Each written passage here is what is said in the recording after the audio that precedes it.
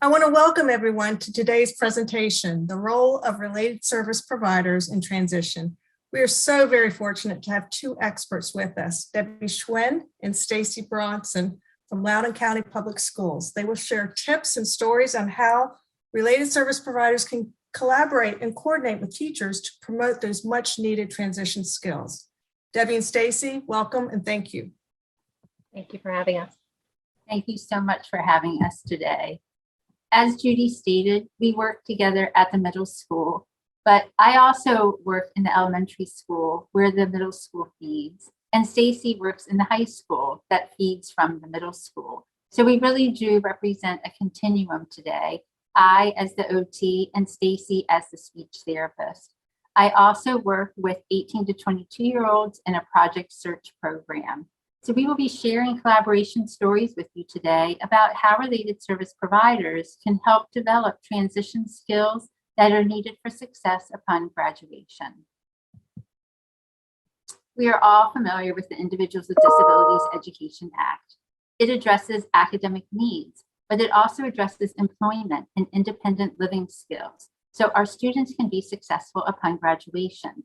IDEA states that transition must be addressed by 16. However, there are some states that stipulate 14, and we are fortunate in Virginia that they are at the 14-year age. What is a related service? Occupational therapy and speech therapy are related services in the school setting, but we are not the only ones. This is a list of related service providers that you may see in the school system. I point this out because these are other professionals that we can partner with and collaborate with to support our students. We will focus today on occupational therapy and speech-language pathology. These are just some of the skills that we can work on to help address transition skills as related service providers.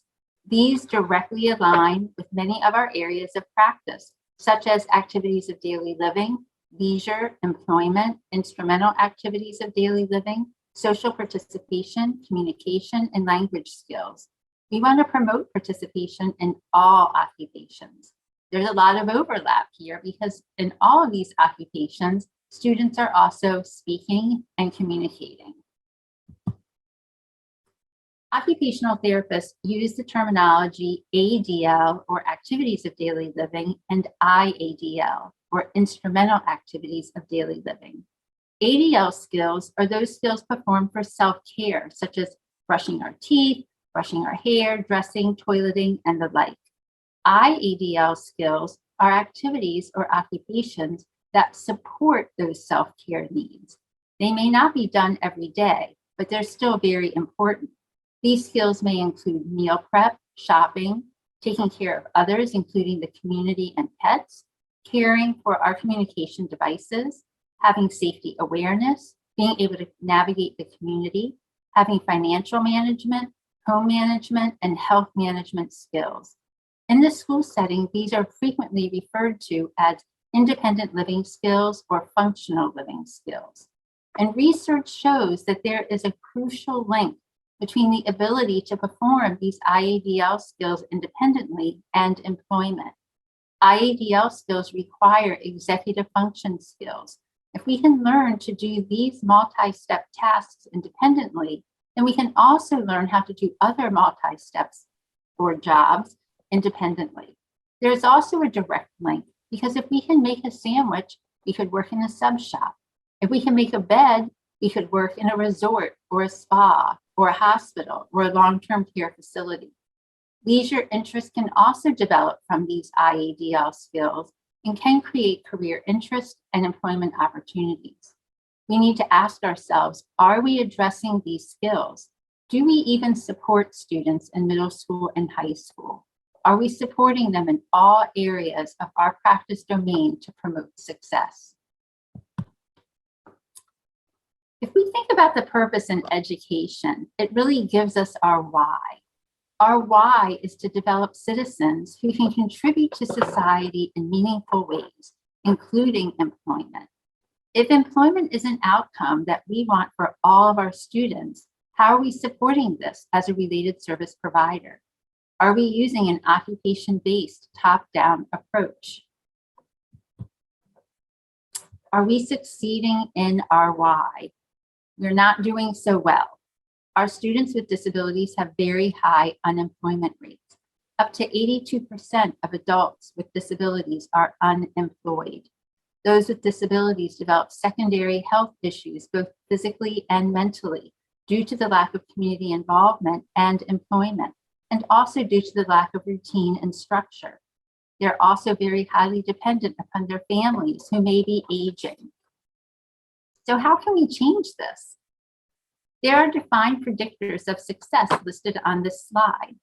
The predictors to employment success include having self-determination skills, having social skills, having work experiences such as CBI, having parental involvement, being in inclusive programs, having functional living skills, including communication skills, having adequate preparation, having an individual career plan, and having a collaborative team.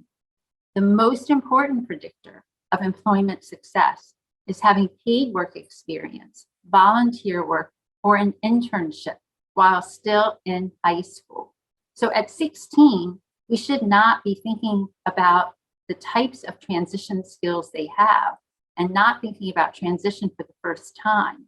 At 16, there should be a foundation already built, and we should be thinking about where our students will be going to do an internship or volunteer work that supports their already identified interests and strengths. So what are the barriers? What are preventing our students from being successful? It's really not having all the skills that have been mentioned on this slide.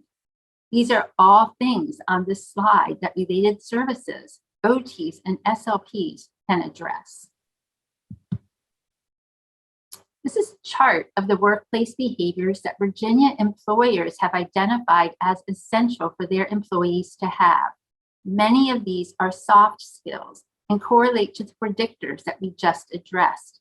Not having these skills prevent employment success. Are we addressing the skills on this chart for success upon graduation? Are we developing problem-solving skills, time management, teamwork skills, customer relations, respect for coworkers or peers, listening skills, speaking skills, dependability, hygiene?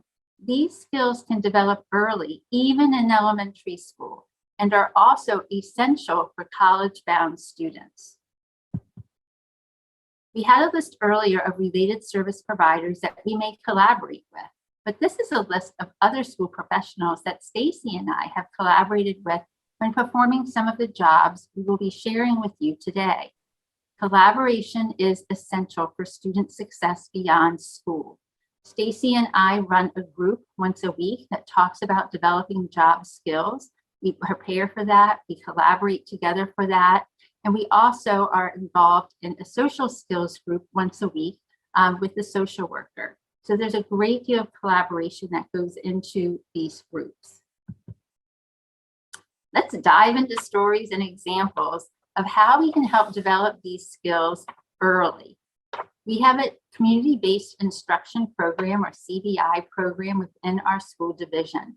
And CBI is an evidence-based teaching strategy that promotes the generalization of skills from the classroom to the community setting. Typically, the community setting is off campus. It's going to the grocery store, going to a restaurant, going shopping. But for our elementary school students, for some of our middle school students, and even our high school students, we have adopted the school as our community. We teach the skills in the classroom for each job. And it is not just the task itself, but we teach the interaction skills. We utilize uniforms and name tags to build work expectations. We teach problem solving, self-regulation on the job, how to ask for help, and the like. We use interactive books for each job to teach the task. We develop executive function skills. We use terms such as finish your job, stay on your job. We teach task completion, workplace behaviors, social participation, and social skills, while allowing students to perform math and reading in authentic environments. The jobs also promote strength and endurance, career exploration, and self-determination. On this slide, you can see several of our jobs in elementary school. Many of our students cannot tell time, but they start associating specific clock faces with a specific job, or they can start matching clock faces. The jobs are part of their visual schedule. They choose the jobs they want to do that day for self-determination. They learn money skills on the farmer's market and the coffee cart.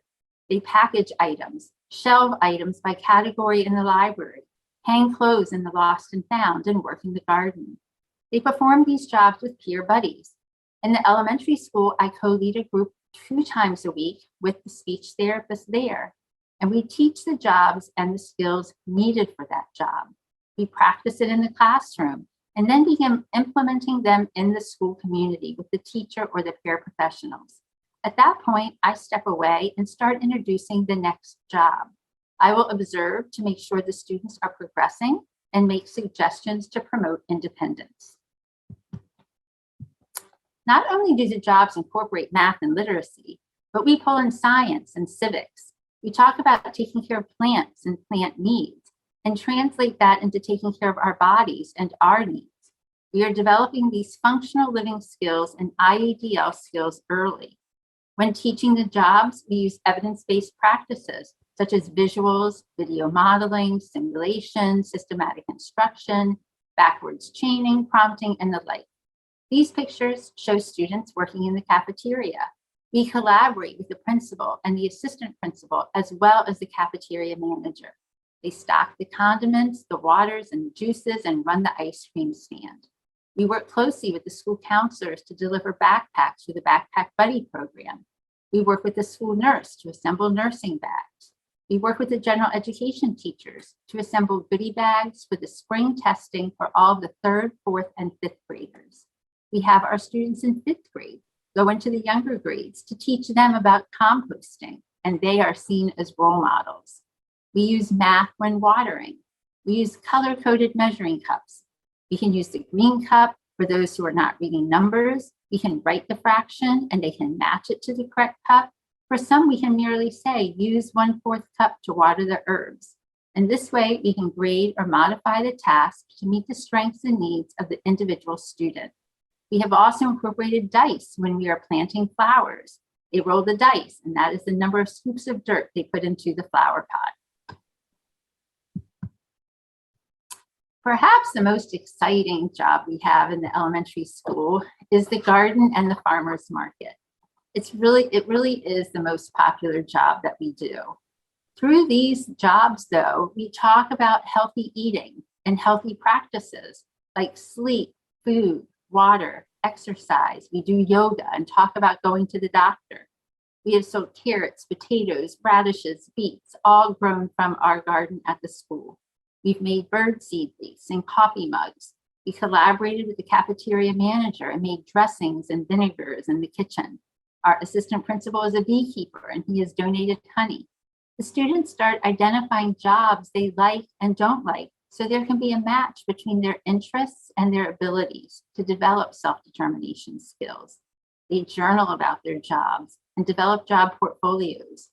Within all of these jobs, there are IADL skills: wearing gloves, cooking, prepping, following multi-step directions, packaging, care of our community, care of our bodies, and health management, as well as those motor skills, sensory processing skills, visual skills, social skills, conversation skills, communication skills, AAC skills.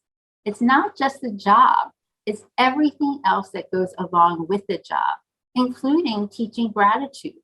It's having them be a part of a community, having them be part of the morning news show, just have commercials. It's creating a sense of belonging for them to the whole school community. These are just some of the goals that I have supported in the elementary school while doing CBI.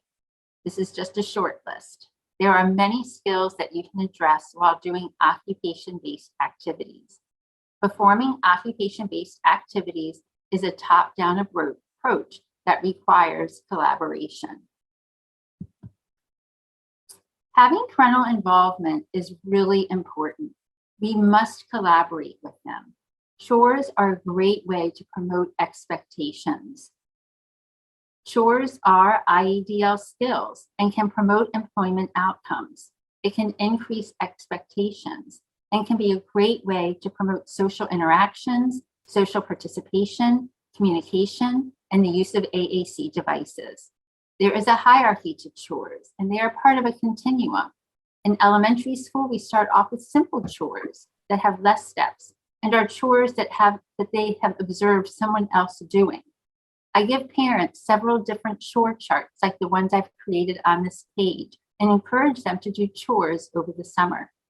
Chores continue as the students age and gain complexity and become more advanced.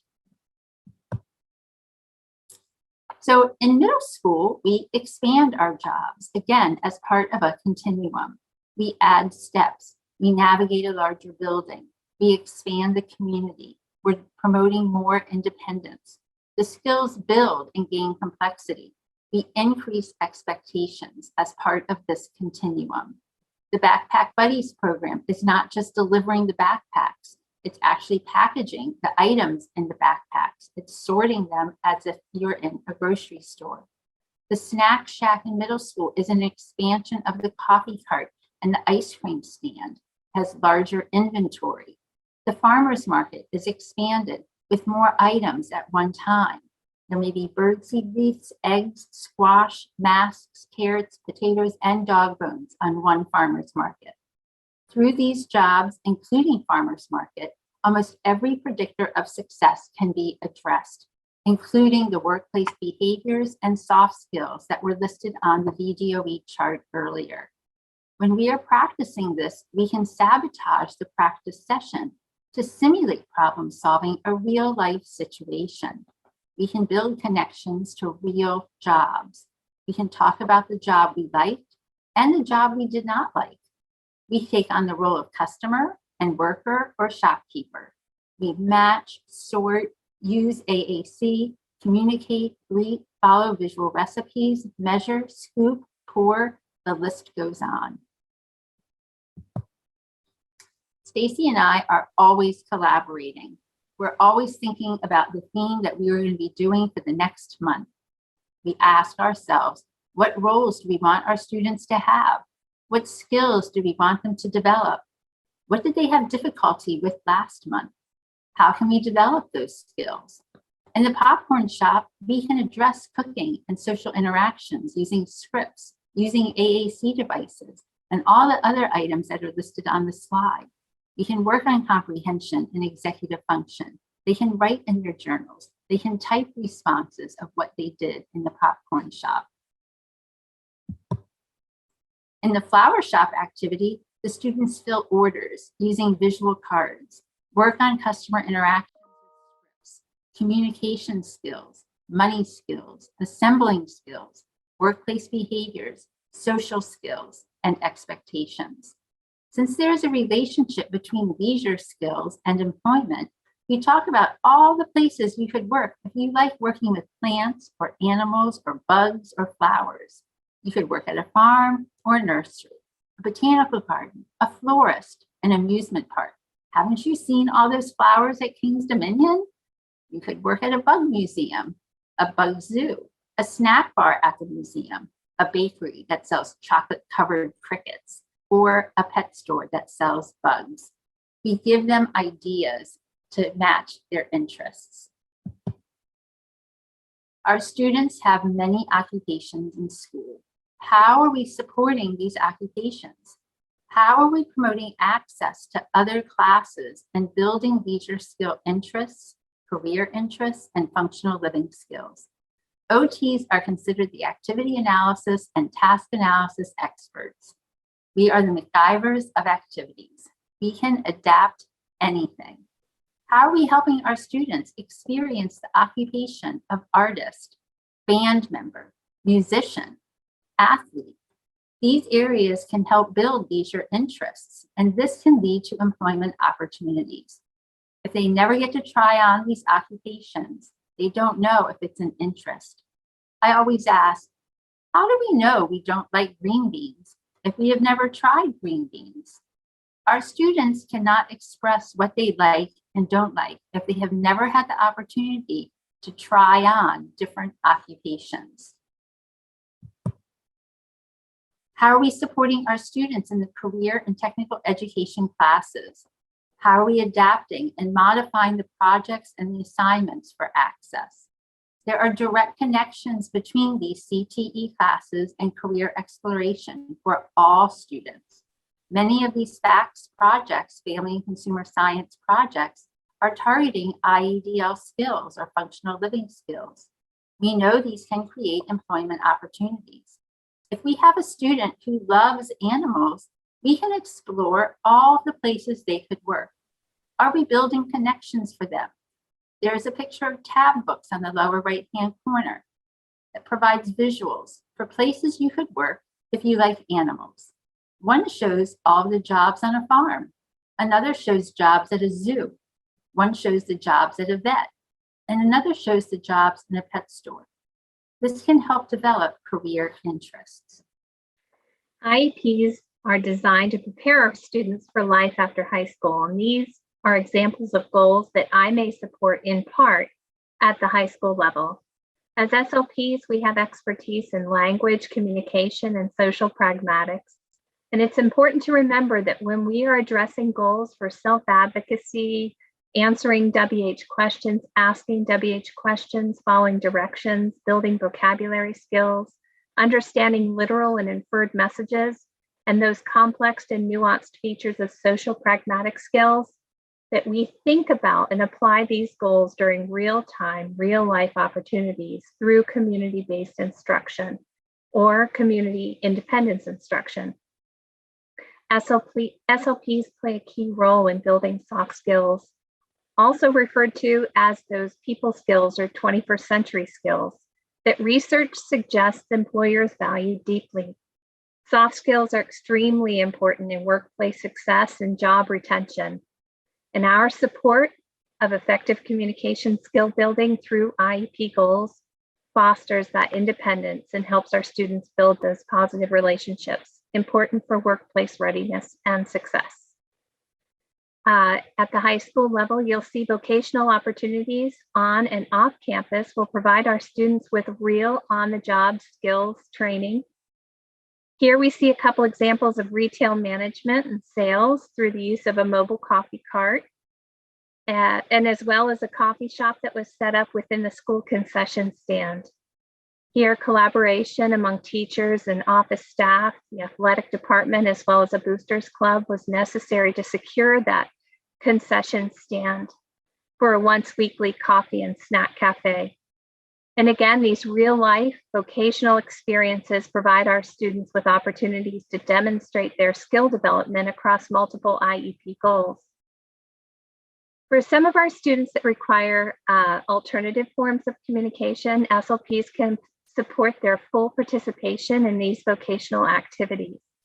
In this case, you can see examples of a script folder, and these folders are provided to the student as well as the teacher for daily practice in the weeks prior to market day. These scripts offer additional opportunities for the students to familiarize themselves with new vocabulary and utilize their device to promote functional communication skill and development, an IEP goal for all of our AAC users. As we know, the location and access to our students for supporting transition skills can change, but it doesn't have to stop. Transition skills can be supported virtually. SLPs can address IEP goals through creative, independent, or group instruction. There are a variety of platforms that have materials to provide both hard and soft skill instruction for our students. And this slide shows vocational training using mock scenarios, which include customer communication, listening skills through order taking, as well as fulfillment of those orders. And students can take turns as employees servicing the customer, or they can adopt the role of the employer by checking for order accuracy and also providing feedback to include constructive criticism or compliments. In high school, the collaboration continues to be extremely important for student success across classes. SLPs and OTs can collaborate with the classroom teachers and CTE instructors, and TAs, those teacher assistants, to provide support for modifying the assignments in elective classes. These modifications can reduce the frustration, they can improve access, and they can elevate the enjoyment for our students. In this slide, you can see the multidisciplinary collaboration of the special education program teachers, the related service providers, and CTE teachers for the creation of a retail-based operation. This CII endeavor is similar to that of the farmers market, where students engage in multi-step development of a product for which they can sell within their school community. At this high school, the Bulldog Bakery provides that continuum of skill development in that culinary and retail space. Exposure to a variety of vocational settings and occupations through these electives and CII operations provides our students with those skill sets that can support post-secondary education, the development of future job interest, and ultimately lead to successful employment. And as we round this continuum out, there are roles for us in Project Search as well, a program for students 18 to 22. There are communication needs and social interaction needs, but also endurance, strength, stamina, self-regulation, and activity adaptations or modifications. We do yoga for self-regulation. We talk about ergonomics. Our students were the role models on the posters for proper lifting around the facility. We address workplace behaviors and soft skills through role-playing and video vignettes. The picture in the middle is a video called What Do You See? The interns had to identify what's right and what needs to be corrected. We have fitness stations called How Many Can You Do? The stations have 1-minute digital timers and a video to show the task. They do the task for 1 minute. The stations are tasks that they have had difficulty with on the internship, such as squeezing a spray bottle to wipe down counters or mirrors. And we will end with a story about a student that I have known since preschool. She was on my caseload in elementary school. When she turned 16, her mom reached out to me about an elementary school internship. I collaborated with the principal, the assistant principal, various teachers about having her volunteer as an intern in the preschool classroom. She started off just 2 days a week for just a couple hours, working with a small class of 10 students. We taught her the job duties systematically using visuals and social stories, checklists, visual schedules. She was to clean the table, set up snack, play in the fine motor centers, help them with their hats and coats, unpacking and packing. We slowly increased her demands. We added more days. We lengthened her day. We moved her to a larger kindergarten classroom where there were more job tasks. Finally, we had her working in the cafeteria as an intern, wiping down tables, working on the ice cream stand, packaging the snack bags for the after-school programs. This was over a 4-year period. I worked with the high school staff, including Stacey, who was her SLP, to let her know what she was having difficulty with on the job so they could practice it at school in a one-on-one session. And then COVID hit. All of her jobs changed. We had to make her new visuals. We had to come up with her new job task, her new process. We made PowerPoints with audio inserts. We made menu ordering simulations for practice at home. We made new social stories. We had her family practice around the Thanksgiving table, asking her for straws and milk and napkins, and if they could go to the bathroom, because that was the one area she was having a difficult time with. She was not allowed to excuse students from the table. So they practiced that around the Thanksgiving table for family collaboration. When she came back, she knew all the steps because of these practice materials. She is now 22, and she is a paid lunch lady now in the elementary school that she went to. This was her self-determination goal. It took a lot of collaboration, but it is a success story.